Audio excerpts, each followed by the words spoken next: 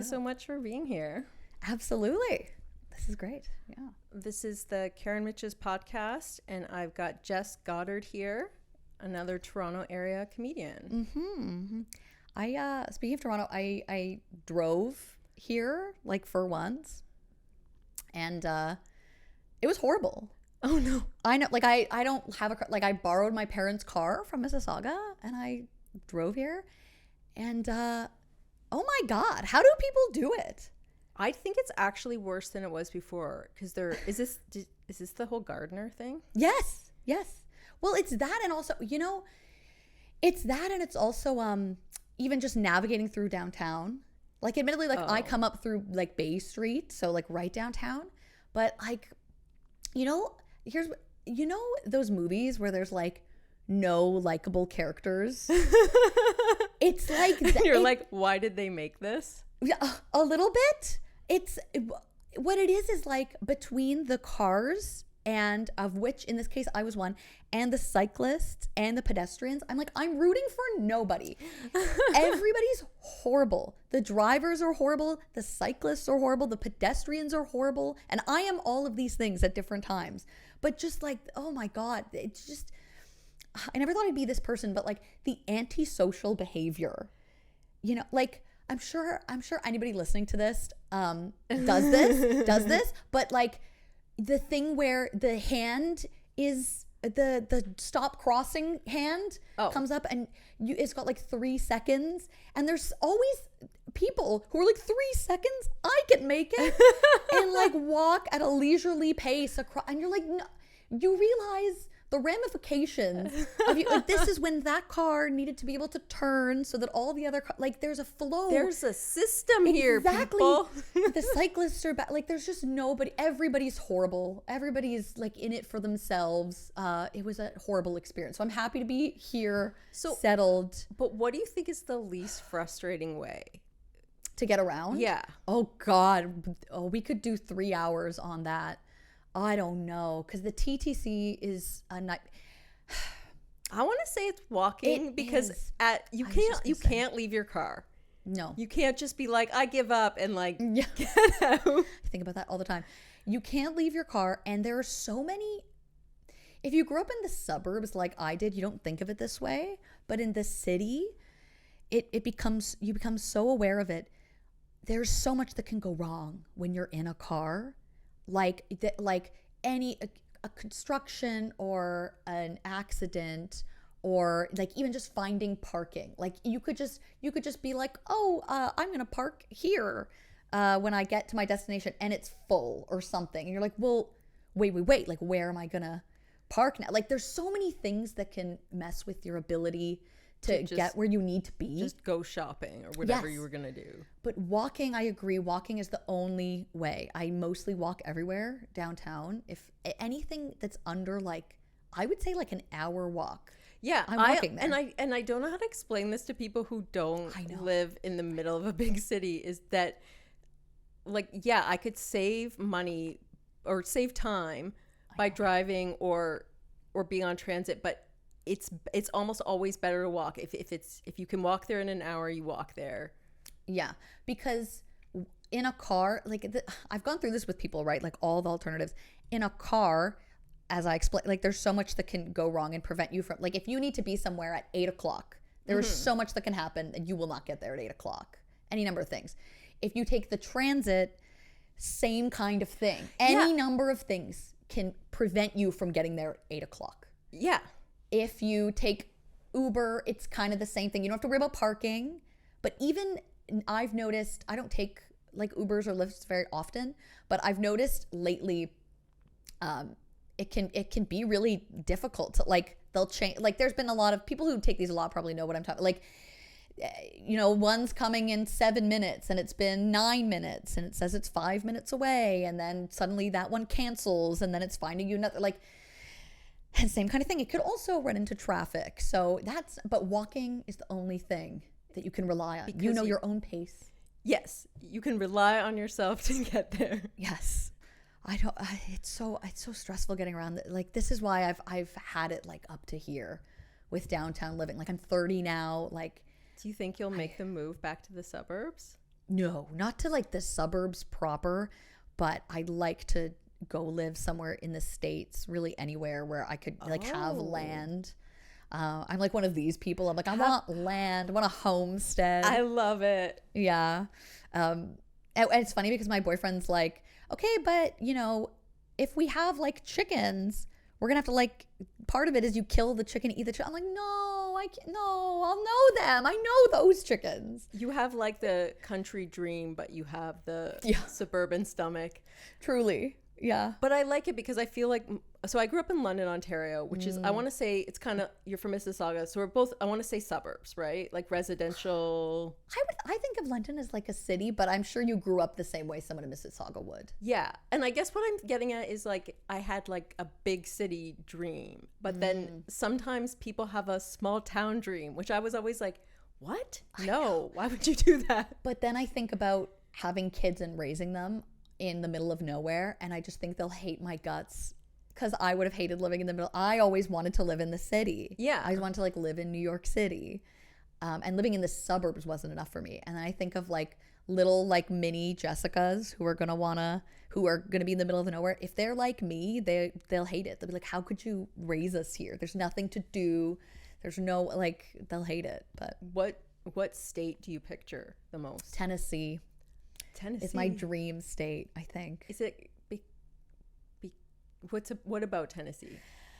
Tennessee is a beautiful blend of, there are cities, and there's also a lot of land, but also geographically it's very diverse. Like you have the mountains, you have the Smoky Mountains, which are beautiful, and then there's also just like flat land. But yeah, I love Nashville. Like I love Music City. Like I like the idea of like a medium-sized city that I could go to get the medium-sized city feel. And then when people come to visit me, they'll have like something to do, like family, friend. There's a place they can go that they're actually interested in, that they wouldn't just be visiting. Like, you know, if someone was moving to like, I don't know, if someone moved to like London, Ontario, you know, and I lived in New York City, when I went to visit them in London, Ontario, I'd be like, oh, there's gonna be nothing to do except for seeing my friend for days and days. Yeah, good for there to be we don't really nearby. get a lot of tourism. If you go to London, it's for the university or the hospital. Yeah, but I like the idea of people coming to visit me wherever I move in the States and being like, and while I'm there, I'm gonna also explore the city I've like never been to before. So yeah, and also just like Tennessee is still affordable. I was just there in February. It's still. So do you know people down there? No. You were just cruising through, being like, I need to live here. Yeah, no. My boyfriend and I went for Valentine's Day. Oh, that sounds amazing. I love Nashville. I've been a couple times, and he had never been. So, oh my God, he was so. I mean, I already know that we're extremely compatible, but on literally Valentine's Day, like February 14th, he made me like get up early so we could go to this smokehouse and get ribs at 11 a.m. Like right when it opened at like 11:15, he was like eating like fresh ribs like in the morning. So can I get a latte or something? Like anyway, so and that's the other thing. Like I don't know, I really enjoy like Southern style food and which is a lot of meat. So I like meat a lot. But again, so then we return to the problem of like, I like the idea of having like a farm. Yeah. But then anytime anybody's like, yeah, but you'll have to do farm things. I'm like, oh, well, wait a minute there. I don't want to kill anything. I don't want to defeather a chicken. I don't like, none of that's for me. Anyway, so we'll see. Yeah. That's the dream. We'll see. I like it. Yeah. And then that was Valentine's Day. Mm-hmm. Mm-hmm. And how long have you guys been together? Almost 2 years, like going on 2 years. Yeah. Which for the way I talk about him, like isn't that long. I always think when I talk about him, people are like, oh, there are people who've been together like 8 years, you know? No, like he's one of these people who I met and, liked him. Like I liked him right away when I met him, and then like a matter of months later, like we were dating. Like I haven't even like, you know, those people who you're just shocked that they were not in your life longer because of how comfortable you are or how familiar they are.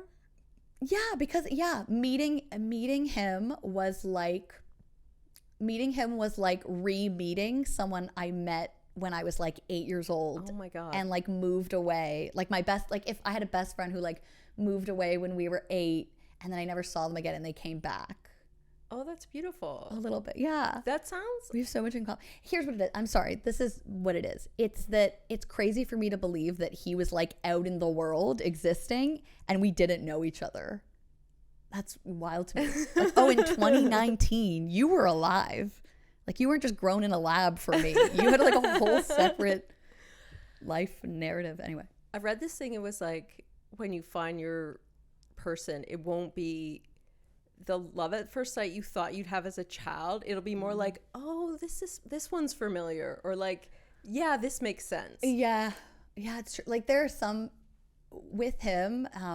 I hate how often in love, like in romantic conversations, the kind of images of like childhood come up. There's something kind of weird about it. I can't put my finger on it, but genuinely, being with him and when we started dating, which was again like shortly after we met basically, it was like kind of like being a kid again. Oh my God. And that he had so like almost all of the same, pretty much all of the same interests that I do, and I get really excited about things. I'm one of the like I am not, everybody says that, but like I'm not cool, you know. Like there are so many can I tell you what would actually happen, Karen? Like genuinely, like I through my 20s, like I'd be dating a guy and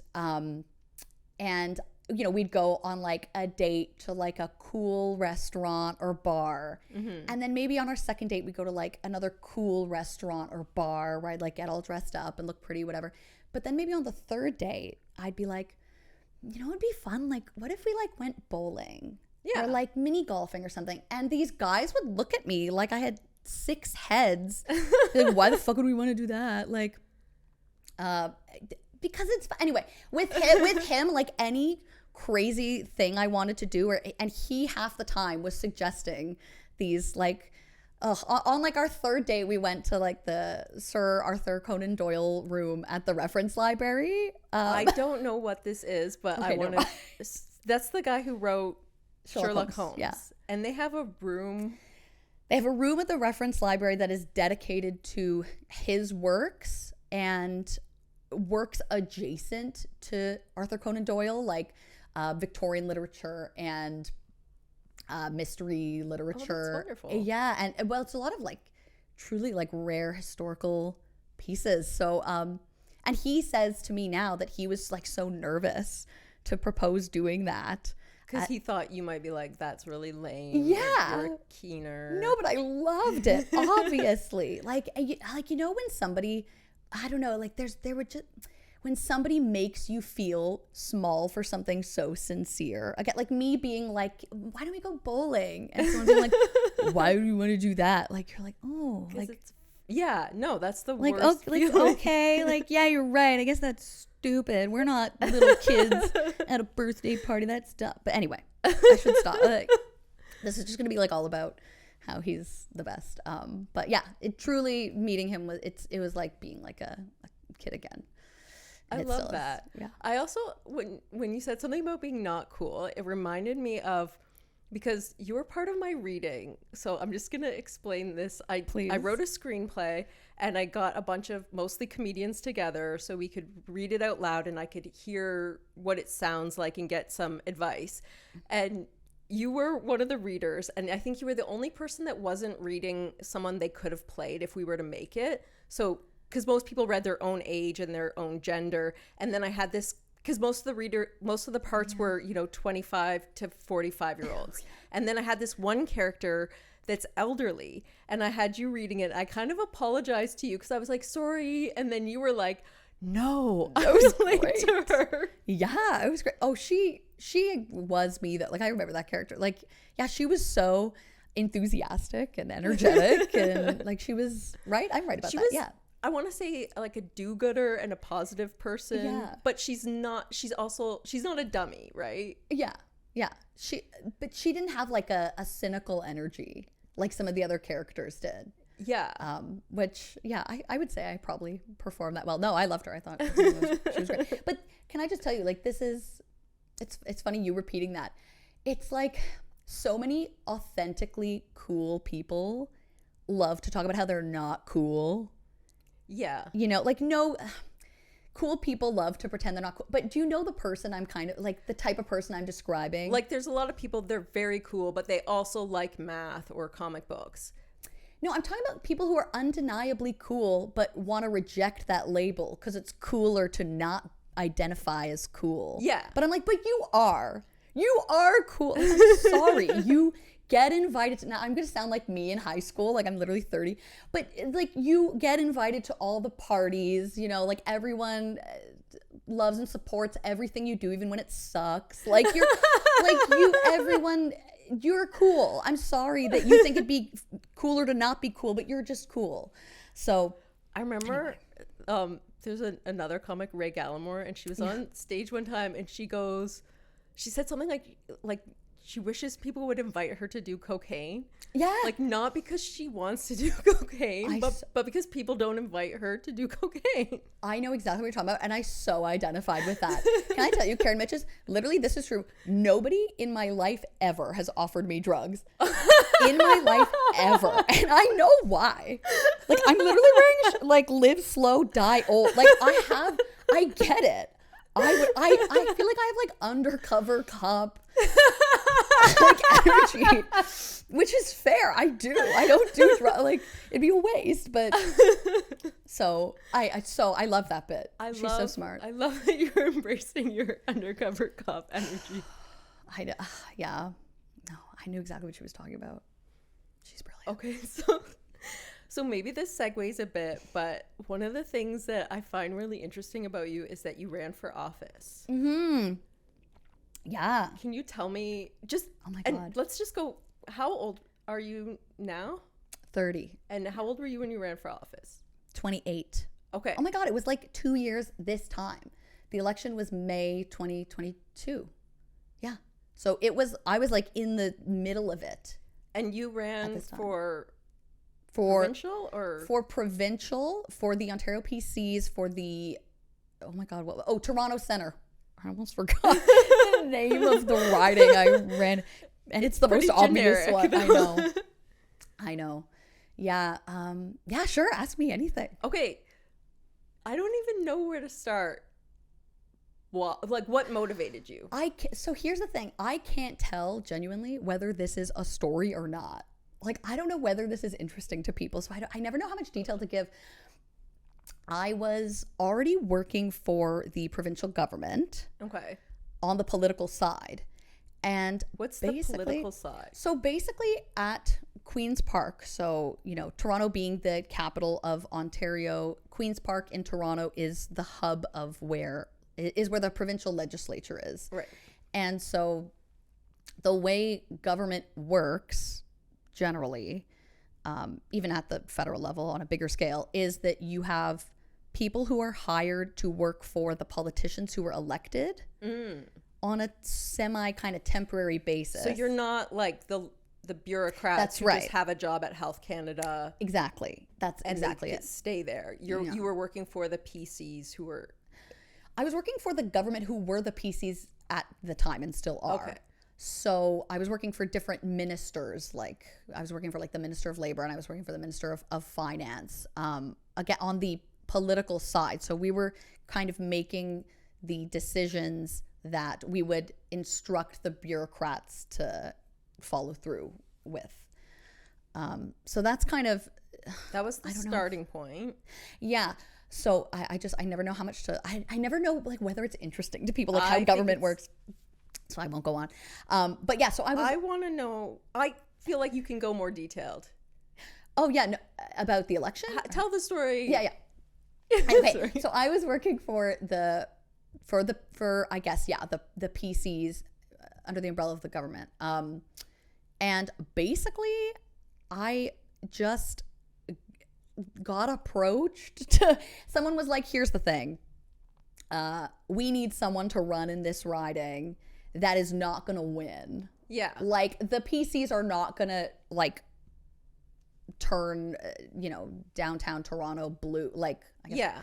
And now I live down here, but I get confused. Is it always one party or is it just never the PCs? Like at the provincial level, does it go NDP? Great question. You're right that it's basically, what it is it's never the PCs. The ridings here kind of change hands between the NDP and the Liberal. Right now they're NDP for the most part. I'm trying to think about it. Yeah, I think they're mostly NDP. Okay, so they need someone to run for the PC party, but they know they're not going to win. So they don't want to send one of their like cabinet ministers and have her not get back into office. That's not really it. It's actually somewhat more scandalous than that, in that a lot of, like, basically, I don't know how much I should. You know what? I don't work for them. Whatever. No, actually, probably most people could surmise this. Like, basically, it works almost backwards than the way it should, which is that the parties kind of decide who they want to be in cabinet or in government, who they want to get elected. And they, for the most part, will try to place those individuals in ridings that are safe. Right. So if they wanted me, Jessica, to go to Queen's Park and represent the government, represent a riding, they would have had me run in, I don't know, Oshawa or like something. Yeah. Where they would, like, pretty certainly, according to their polling or just according to what's obvious, where they would elect me, and then I would, even though I don't live there, like, have no connection to it, like, I would go for the campaign. I would, like, knock on doors every day in Oshawa or whatever, but other than that, like, I'd have no roots there. But anyway, so for downtown, they just really, like, this is what I always, like, joke about. Like, they basically were like, it's either, you either do this or we run, like, a scarecrow on a lawn chair. A doggy, but he's wearing a little blue cap. Yeah, just truly. You might not even need the cap. Like, yeah. And so my whole thing was kind of like, well, sounds like something to do. Like, sounds like something that would be. But did you think of it as, okay, this could be good practice to run for office in the future? Yeah, I'm glad I did it from the perspective of, like, being a part of a campaign, albeit as small as mine individually was downtown. To be a part of a campaign was a really informative experience, because it kind of exposed me to the realities of what it's like working with a party. Not my favorite experience working with the party itself. More on that to follow. I have content that I'm working on with regard to that. It's going to come out in your stand-up. Oh yeah. I've thought for a long time about, like, how diplomatic to be when I talk about it, and lately I've been deciding, like, not very. I don't really. These people don't owe me anything according to them, so I don't owe them anything. So one day we'll get very honest about it. But anyway, I'm glad I did it, because I had always kind of thought about maybe being involved in politics myself as a representative down the line. And if I didn't do it, I know I would still now be thinking about how great it would be. Oh, but now you're like, I don't want to. No, I still would, but now I know what it's actually like. Okay. Now I actually would you consider running as an independent, or would you just run with a party but put up with them? Probably the latter. At the end of the day, like, if you want to get things done. Yeah, we unfortunately need parties, which is maybe not a popular thing to say, but the power of the organization, there's not really an alternative for it at this time. Like, the thing is, it would be great if we had a system more so like they do in Britain, where, like, every individual who gets elected is very beholden to their riding. Mm-hmm. And so the way they vote actually matters, and on certain decisions actually matters. Whereas here it's more so like, well, even if my constituents in my riding, even if this doesn't benefit us or is actually going to like make people upset in my riding, I'm supposed to vote with the party, so I have to do that. Like, anyway, it's a very imperfect system. I could go on, but you're running as an independent doesn't appeal to me, because there's no real opportunity to make change without that organization behind you. Like, you're not going to pass bills, you're not going to change laws as an independent. Okay. Currently. So what was it like actually, like, I guess, what's it like being a PC candidate in downtown Toronto? Like, when you were kind of talking to people. Yeah. The people you want to vote for you.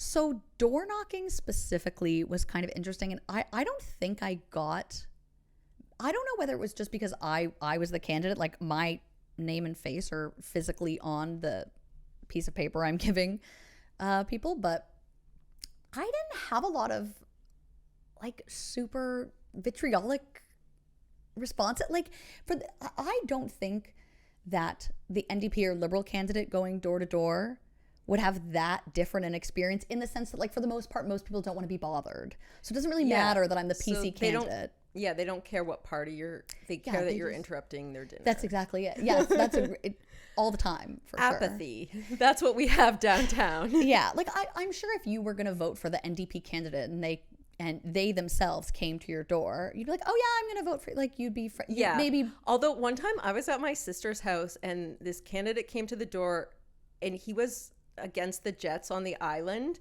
and I was like chatting with him, and then my sister and her husband, who worked for Porter, came down the stairs behind me to talk to him about it. Yeah. And I just left. I was like, I don't want to be here. Yeah. Well, again, like, it may be, I have no idea how I present to people, right? Like, how often do we actually know, like, realistically what we look like? But I don't know. I think there's also something about, like, a 28-year-old woman, like, in her little t-shirt, like, coming up, like, even if they, like, hated Doug Ford and, like, hated his guts, like, they're not gonna yell at me. And, like, I truly am trying to think about it, and, like, on the political basis, like, really most people would just be like, I'm not interested. Like, yeah, if they didn't, they wouldn't, like, yell at me or, like, talk my ear off about being evil or whatever. Like, it wasn't that. It was just normal canvassing. You're young, but also I was looking at the photos of you when you were running, and you look like such a baby. It's so, like, I don't mean that, it's so cute. I get it. Explain it. It's funny because we sort of struggled with, like, well, okay, like, you're not gonna win, so, like, let's try to make this like an exercise in, like, branding a little bit. Yeah. Like, what do we put you, like, in a suit and try to be like, I'm 28, but I'm really serious and I really want to be your representative? Or do we, like, play up like, oh, I'm young and I take the transit and I'm a renter and I'm like you know? Yeah. So I actually think a big problem with politics is whatever party you're in, you own a house, you have a decent salary. Mm-hmm. Like, the people who get there don't need the government the way everybody else who's voting for them needs the government. And there's no one really representing people who rent, people who are broke, people who are. Yeah. And that's why I did get, like, comments on social media or, like, questions even at the door sometimes being like, well, do you live in the riding? Because I guess some people are really used to not being represented by someone who actually lives there or something, or have suspicions, or anyway. And I loved being able to say, like, actually, yeah, like, I live here. Like, I actually totally know what's going on. I know the problems that this riding faces regularly, and here are the solutions in theory. But like I was saying earlier, that's why it's a really annoying feature, in my opinion, how you have people running for ridings that they don't live anywhere around, and they go to the doors and they pretend to understand what the traffic is like and what it the noise that this whatever community center makes, and they pretend they don't because they don't live there. That's why you get like parachute candidates, right? They just parachute in is the phrase for it. It's like when you do comedy in another city and you're rolling into town and you Google the town so you know their sports team and like what are the big things in that town to mention, so you seem like you know them.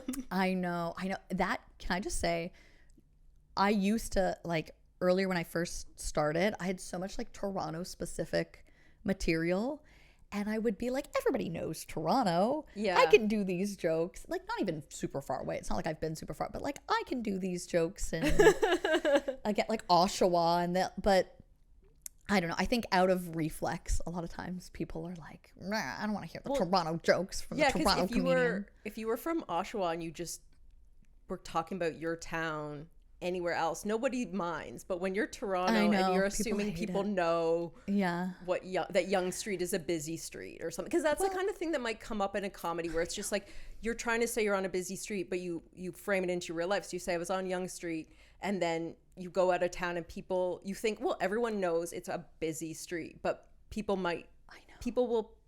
don't like Toronto, and they don't like that you've insinuated that they need to know details about it. That's true. You're right. It is the insinuation. Like I've had jokes about, like the TTC, and I'm like, everybody knows the TTC sucks. I can go anywhere and talk about how the TTC is a disaster.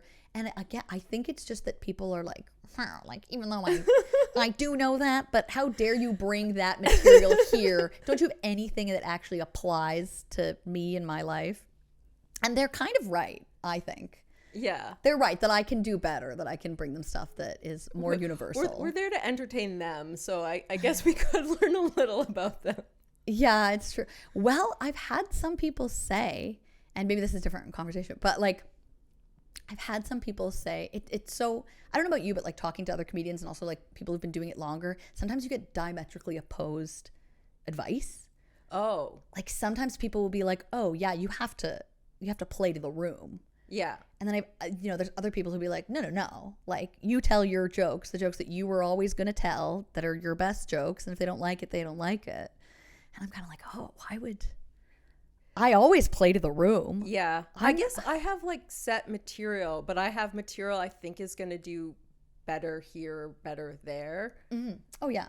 But it's just, if there's just some of my stuff is so, like when I showed my parents a recording of my first 5 minutes, like they didn't know what an incel was. Exactly. I know. And so sometimes I'm, like I was hosting a jazz night and there was a lot of gray hair in the audience. So I'm like, I'm not going to do my material that requires them to know a lot of references. But I had some stuff that was, I don't know, I guess I went with some stuff that was like making fun of how stupid I am about new things in the world and dumb assumptions I made. Yeah. And then I'm like, everyone knows this because I'm talking about basic things that we all know. Like we all know Bitcoin is new and weird. We all know. I know. Finding that line is so difficult between like, oh, I don't want to like talk down to the audience and explain something and waste time explaining what something is. Yeah. Especially if you hope it's in the culture enough that anybody can understand. But I also have the reverse problem where sometimes I feel like, and you could easily just be like, oh, Jessica, it's because those jokes aren't good.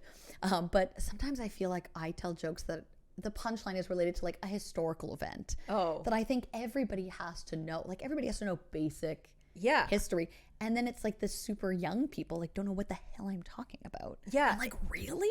I've had that because there were certain things like, it wasn't something I knew because I'm into politics. It was something I knew literally because I was just alive when it happened and it was funny and they talked about it on late night. But it's been enough time that you don't know. Like Dick Cheney. I had a joke. I made this joke in a sketch comedy writing class and it had to do with Dick Cheney, who was shot in the face. And people in the class didn't know that. He was a famous politician at the time who on a hunting trip, his buddy accidentally sprayed buckshot in his face. And it was the biggest joke at the time. And wait, wasn't it the other way? No, it was definitely Dick. I thought he shot somebody.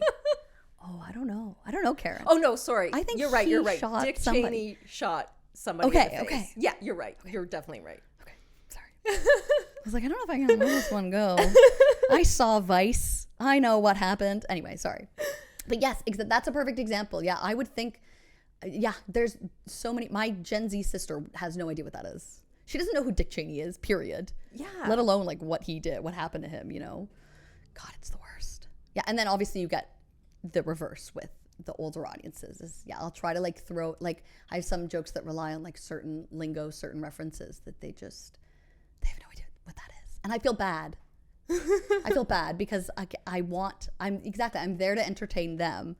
So I should be making what I'm talking about accessible to my audience. Yeah, but I contemplated it. Should I think always that my audience would have elderly people and people new to the country and always but I'm like, I can't get away from references because I'm like a reference person. Like I'm somebody who I'm interested a lot in culture. I talk about culture with my friends. Just like I'm always referencing stuff. It would be so like, it'd be like me. It wouldn't be authentic if I didn't do that.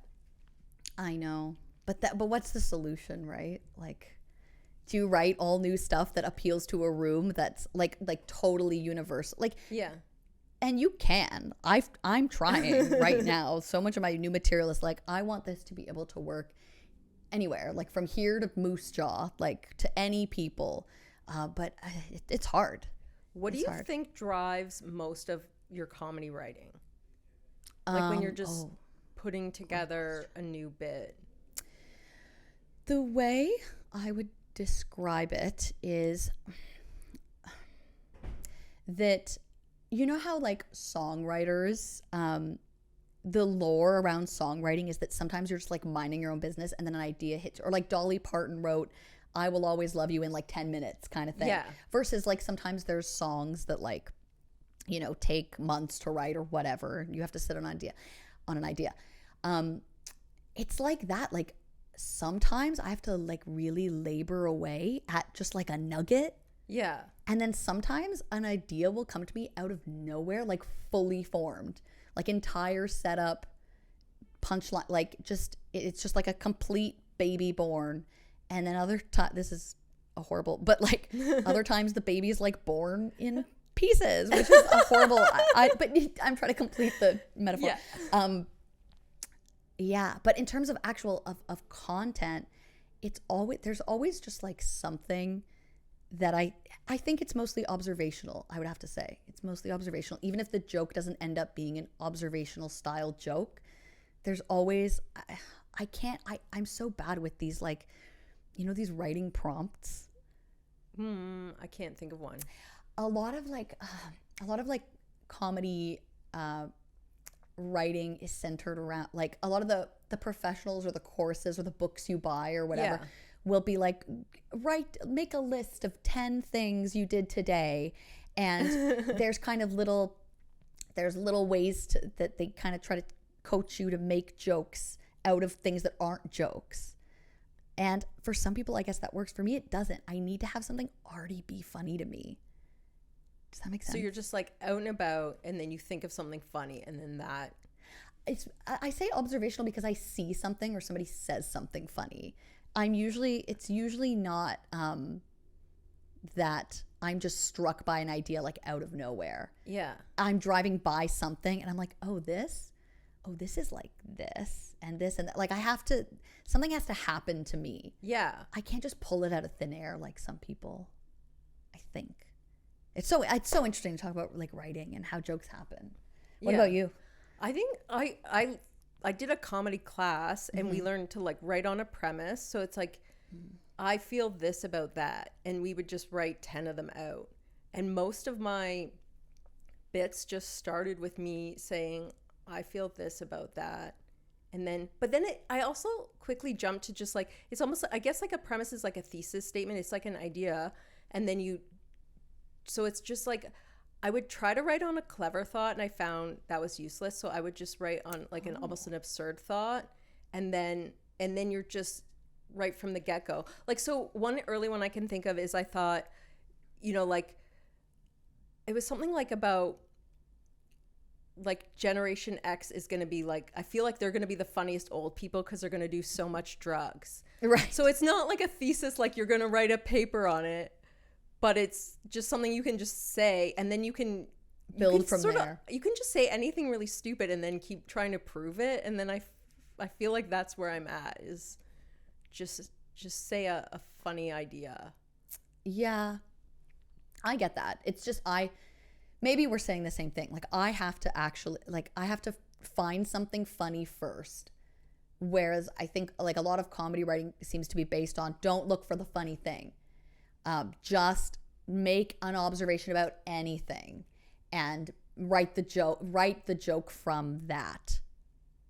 And there's different sort of strategies to go about doing that. And that doesn't inspire me. I've never gotten like a great joke out of that method, I would say. But the other thing is that I don't know about you, but when I'm constantly writing, in the sense that like throughout the day, my notes app is just, I have like an ongoing list of ideas. I love that, because then it feels like you're pulling really from your experiences. 100%. So everything is rooted in your real life.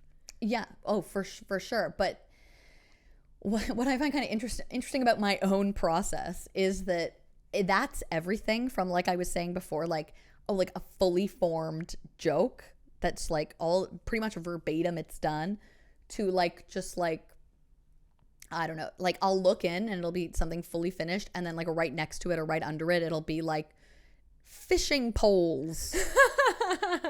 And I'll be like, what was this? What did I like? Or like fishing poles, why do they bend like that? Like and I'm like, that's not a joke. Like there's nothing there. But it still came from me having the thought that fishing pole, this is true, by the way. When you see a fishing pole, it looks so solid. Yeah. Doesn't it look like it is like immovable? And then when you actually see them pull the fish, it's got like so much. Yeah, it's so flexible. And I'm like, what? Why couldn't you accomplish the same thing by I don't know. Anyway, I don't know anything about fishing. I feel like this warrants some kind of field trip where we learn about fishing poles. Here's the thing, like there'll be people in the comments, if this makes its way onto like big fishing, Bass Pro Shop, like TikTok, that'll be like, there's actually 14 different kinds of rods that don't do that. She doesn't know what she's talking about. And I admit that's true. There could be all kinds of anyway. A lot of comedy is like, you could have just Googled it, but it's funnier to go with like just the how your brain deals with it. Yeah. Yeah. But then I still think it's great, because like you end up getting all this diverse material from things that happen to you in your day and things that you see, versus like, again, I can't tell you how many times I've tried to, I've looked up like a tip for writing jokes online, and it'll be like, this is what you do, and it'll lay it out for you, and it'll be based on like just like, what do you see right now, what's right in front of you, and and I'll be like, a window, building, bank, like I'll be, and you're supposed to build jokes around that. I'm like, yeah, but I don't have any natural passion for these things. I wouldn't naturally make a joke about any of these things. You're forcing me to try to make something funny that I don't find funny. And maybe in 5 years, when I'm like an expert joke writer, that'll work for me. But right now, there has to be an organic passion about something. We're both pretty new, but I have a feeling, I don't know, I guess I just feel like people probably find their writing style pretty early. I think so too. Like it has to do with, like, are you a visual person? Are you a verbal person? Are you, I don't know. But we'll see. Yeah. Well, the one thing I have conversations with people all the time about, other comedians, is about whether you work it out on stage or not.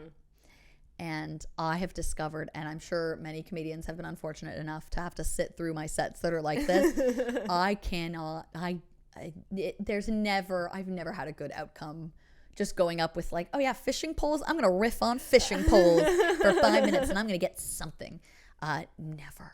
Like Louis C.K. always talks about how or that's his thing, right? He has ideas and then he just goes up and he does it enough times until he gets material out of it. No, I have to have it. Yeah, written. I don't riff. I mean, I do learn about my material on stage, in that I see this part's not getting a laugh and I cut, you know, so. But I'm not just like, oh, I had a vague idea and then it took form. No, I agree. Like I'll get like tags. I'll get more complete jokes from riffing on stage, but I can't just go up with no plan or even just a couple like keywords. I have to have the structure of the joke like finished. And if it gets longer or bigger or better, that's the best I could hope for. But yeah, there's some people who are so good at just going up there and with nothing, a blank page, and I don't get it. Yeah, for me, and I think they like that. It's something in the, like that process is fun for them. Yeah, and yet I find it to be the opposite in that, like, for me, it's such a fun rush to have my like 7 ideas and go through them one by one. Like, is this funny or is it not? Like, I think these are all funny, but what do people actually, like, what is an audience, people who aren't me, going to actually think? I love not knowing. That is so fun. I don't understand how anybody does it any other way, but people are great at it. I think I've usually crafted something and I'm pretty excited about it. Mm-hmm, like, I think it's so funny and cool, like and then I take it out and then it's it can be heartbreaking, but it's usually fun because usually early on you're not getting like what you want, but you're like, oh, this concept is working, and then it's just like pull that line out, fix that one. And there's also just, you finally you get that element of surprise even with fellow comedians who've seen your regular stuff 100 times, a new joke that they've never heard before. I kind of love that. Oh, for sure. I love a room full of even people who like know all my stuff. Just like, here's a new thing about possums I wrote. That's real, by the way. That you might be lucky enough to get to hear my possum joke that I'm working on crafting at the moment. But finally, someone's gonna say what needs to be said about possums. Yeah, hopefully I would love to get to like a full 7 minutes on the North American marsupial, the possum, or opossum. This isn't me. This isn't part of it. Because, you know, sometimes you have to do like a little bit of research on a subject. Did you actually research possums? No, I just know that. But I will eventually. If my possum bit works out and is funny and I do more, then, you're going to hear a lot about facts on possums eventually. Are you ever trying to teach your audience anything? Yeah, I am. Just like how to act on the subway? Sometimes I think I'm just trying to, this is going to sound horrible. Sometimes I think I'm just trying to teach them what they already know, but didn't know they knew. Like, I'm trying to verbalize something as an observation that now I love those moments when you tell a joke and 2 people in the audience like kind of like nudge each other or look at each other. Yes. With identification and recognition. I'm like, see, I'm putting language to this thing that you've never talked about before, or this thing you have in common, or this thing you recognize. That because it's like the best joke is like, it feels like it's your joke even though someone else is saying it, because they're taking your thoughts and they're like, yes, here, and you're like, yes, this is my frustration, or like this is my emotion, and you're as a comedian, those jokes are so good because it's like, I could have thought of that. Yeah. Maybe not in another 100 years, but eventually I would have arrived at that. But like, you got to it first. I love that. But that is a big part of why I feel actually really strongly about the subject of like jokes that people don't, like premises or points of view that people like don't agree with. People will decide to like not laugh or like not engage with that premise, whether it's political or whatever. And I'm not here to like teach an audience like how to be an audience, but I think like there are so many good jokes about things that I don't do and like will never do. But that's, as an audience, you're supposed to go along for that ride. Yeah, like sometimes you're the person on stage is like you know, he's a dad and he's coming at it from that perspective. And I'm not now, nor will I ever be. But in the story, I am. So if he's like, if he's saying like he's white trash or blue collar, it's like, now I am too. Like, and so I can kind of like see that. Yeah, but I'll dial it up a little bit. Like sometimes people, you know, will do a joke about, or like for the sake of argument, like, you know, someone could do like 5 whole minutes on like drunk driving, which I'm like very opposed to. Like I would never do that. I think people who do that are scum. That's a strongly held opinion of mine. I'm sorry, I didn't mean to. But if someone wants to go up and for 5 minutes go on a whole extended bit about the merits of drunk driving, for those 5 minutes, I'll listen and I'll laugh if they're good jokes and it's like, and they're funny ideas and they're explaining it in a way that's funny. I'm not going to be like, well, I'm not going to laugh at any of this because drunk driving's bad.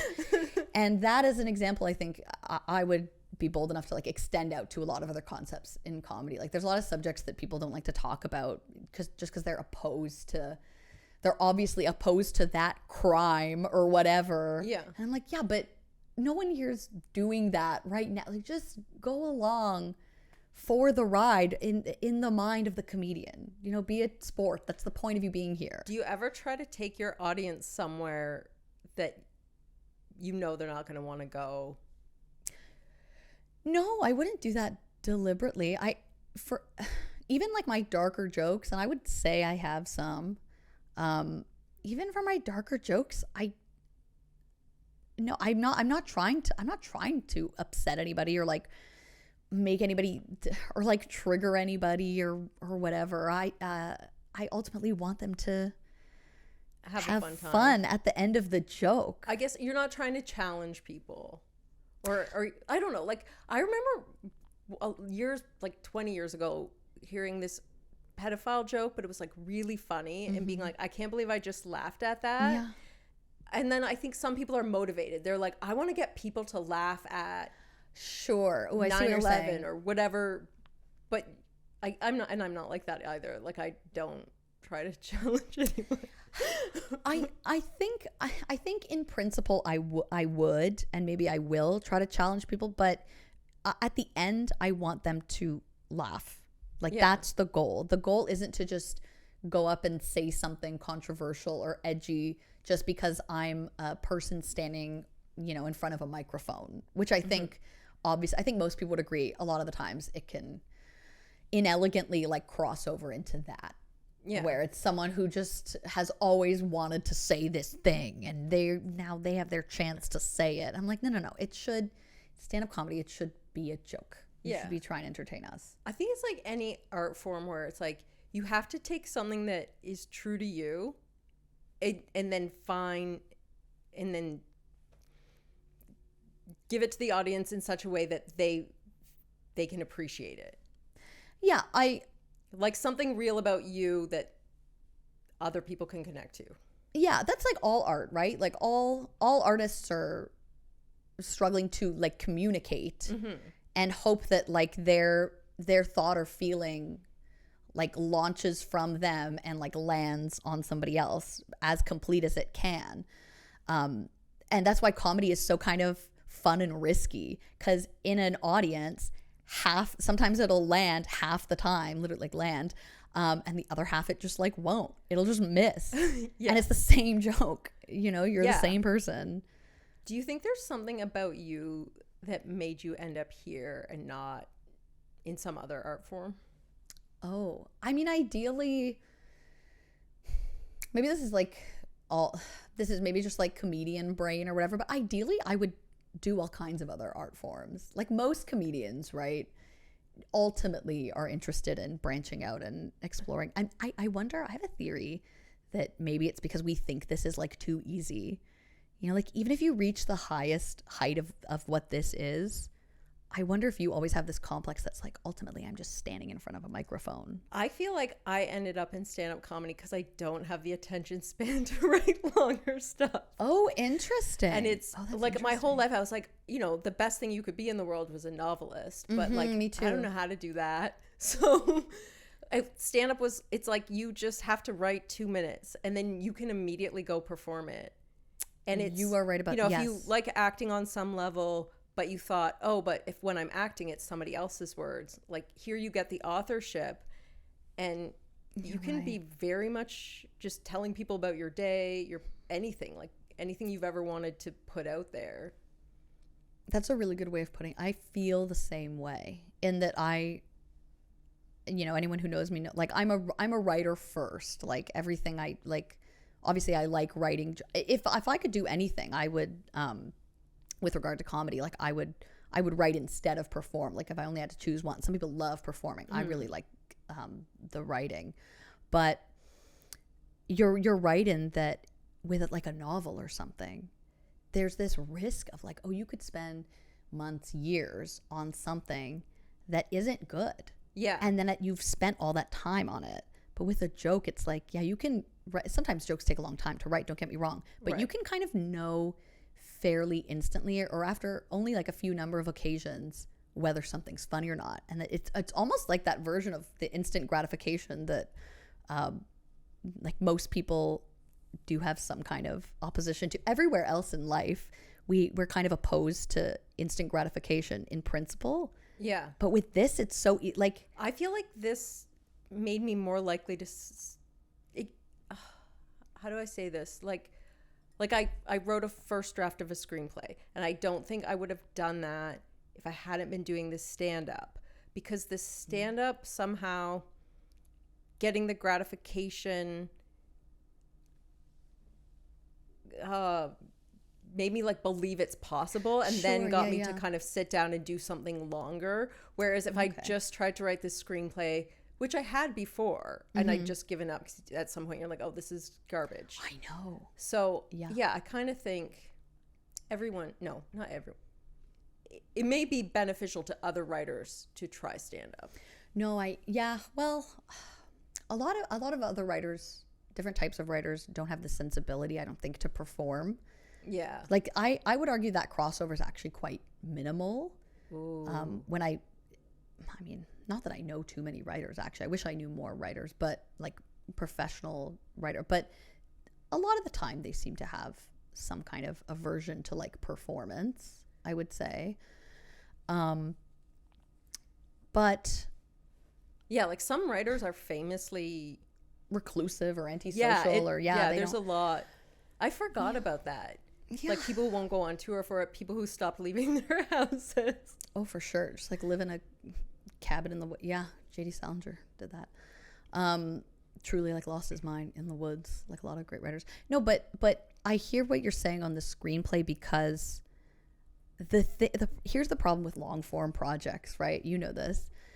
Whether it's like a screenplay or a novel or even like a long short story or whatever that you're trying to write, you have enough time with it that it's not that you get sick of it, but you get so used to it that you're like, is this even anything? Is this interesting? Like, will anybody connect with this, relate to this, find this amusing? But with stand-up, like, again, you get feedback pretty much right away that, oh, it is that, this, even if it's not a complete joke, this is worth pursuing. You should explore this. Or every time I tell this, it gets something. You're not alone in the woods with an idea. Yeah. And I totally get how and why writers lose their minds, because like to just even my own long form pieces, because like any writer, I start things and then abandon them and start up new things and then go back to the old thing all the time.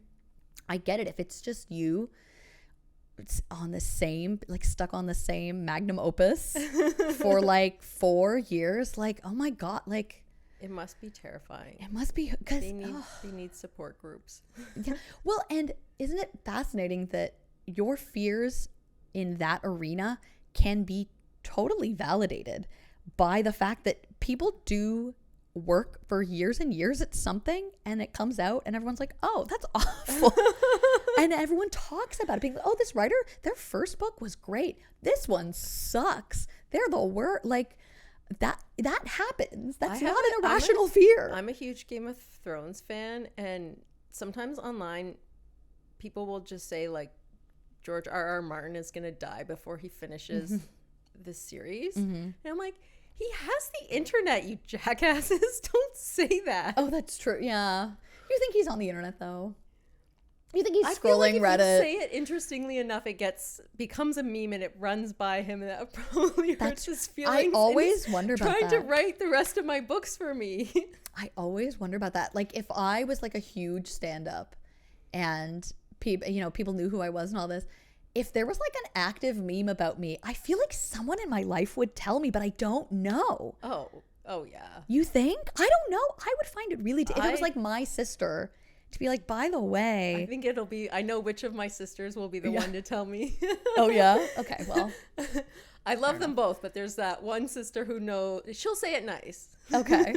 But I do still wonder, because I know what you're talking about. Sometimes there's really specific discourse about like a celebrity, and I'm always like, and that celebrity is also always going to be someone who's like, well, I don't look at comments, I'm not on the internet. I'm like, so then do you know that people say this about you? Okay, so I think with that we'll tie things up. Is there anything you wanted to mention that you're doing?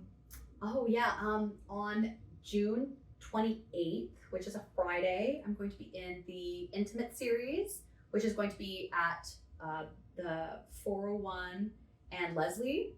And so the actual address will be given if you buy tickets.